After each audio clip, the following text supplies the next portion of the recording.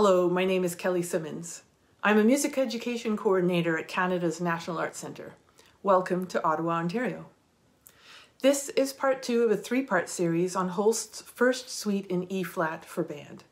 In this second part, you will get tips from Lawrence Vine, principal horn with the NEC Orchestra, on a number of subjects from melodic playing to breathing in the horn parts of the first suite. Hi. It's a real pleasure to be able to give you some tips for working on this wonderful piece, the first suite in E-flat for military band, composed by Gustav Holst in 1909. We're going to talk about breathing concepts, articulation, phrasing, and our overall approach to the piece. The first movement is a chaconne. That's a movement where a melody is developed over a repeating bass line. You'll see that the horns have a long rest at the beginning, while a long lyrical melody is introduced repeatedly, starting in the low brass. When we come in, we have quick pointed accompaniment figures, so let's talk about that. We want to aim for crisp articulation and a very strict rhythmic approach. We should probably avoid breathing between every figure. All those little catch breaths can cause us to drag, and we might end up having an uncomfortable amount of unused air. To practice this passage, let's separate the rhythm and the melody. So melody first. We'll start by playing it slurred, no real rhythm. We'll just think about the evenness of the sound and the intonation in the scale.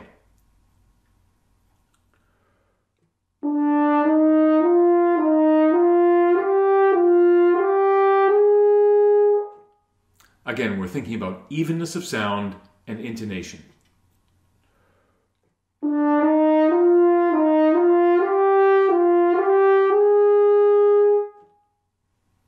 Now let's talk about the rhythm.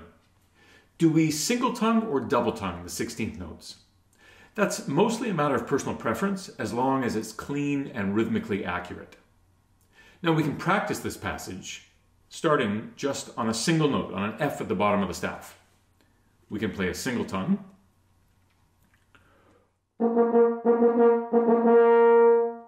or we can play a double tongue.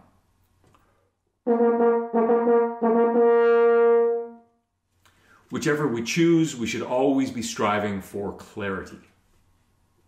Now let's put the rhythm and the melody back together. Slowly at first.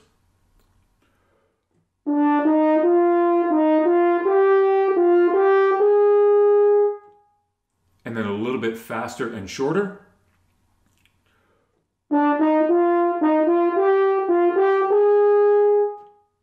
And then back up the tempo.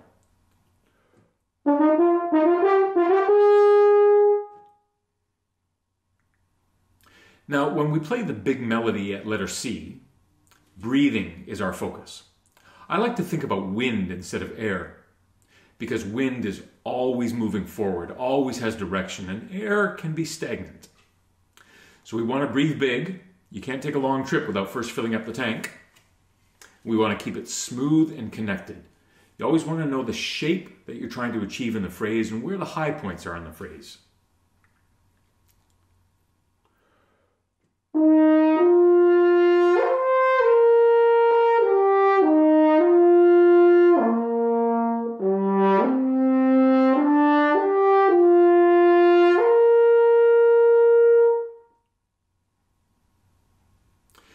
And we can play this in different registers just to practice that long lyrical feel.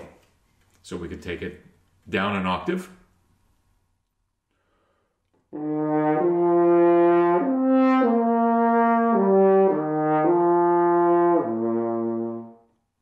Or we could start, let's say, on an F at the bottom of the staff.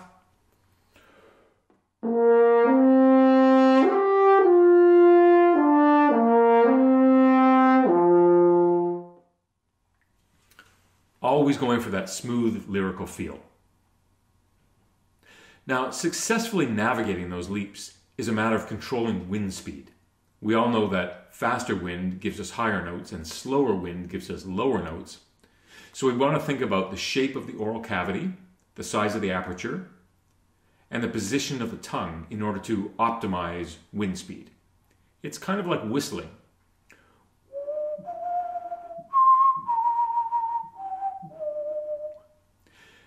the position of the tongue changes because that helps to change the wind speed, and that's what gives us higher notes and lower notes when we whistle.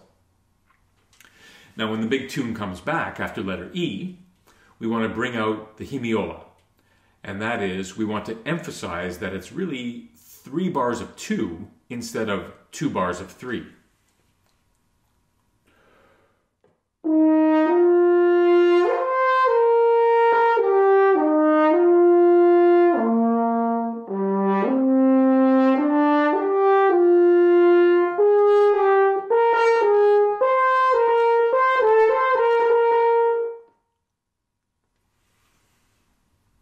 And that's the first movement.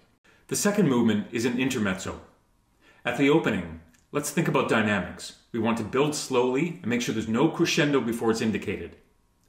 Let's also think about the taper on the ends of notes. Should we have a long taper or a short taper? Well, it's marked vivace, which is lively, so I'd say we're looking at quicker tapers.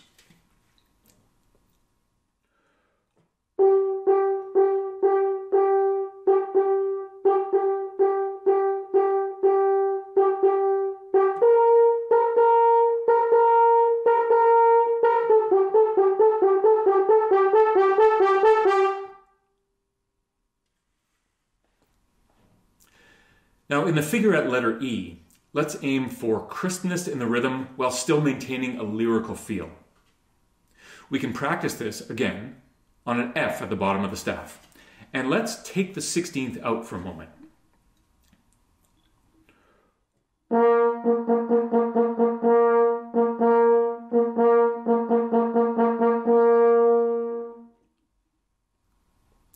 When we put that G back in, let's play it as straight 8th notes.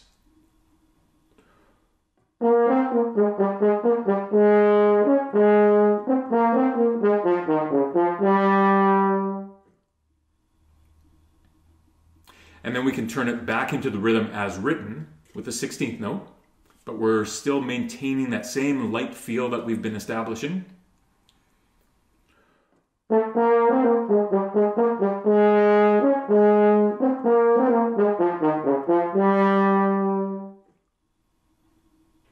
And if we're playing the first horn part, we'll go back up the octave.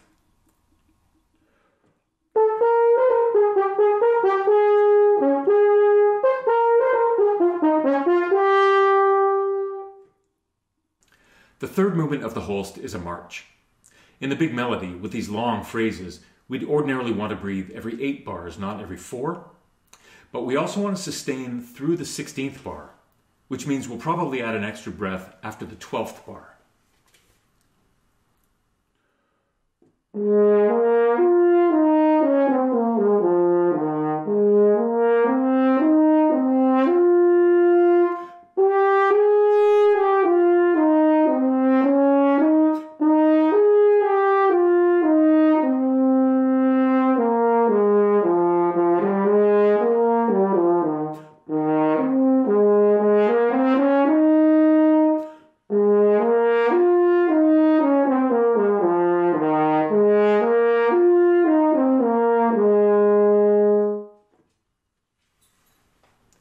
And you'll notice that we taper the ends of notes just before a breath so that our breathing is as inconspicuous as possible. Endurance is definitely a factor in this movement. There's a lot of blowing and a lot of loud playing, but you'll notice that there's also some doubling in the horn parts, so the horn players can trade off during some of the unisons. We should also try not to overblow during the accompaniment figures so that we can save our chops for the bigger moments. Now let's just play the ending together.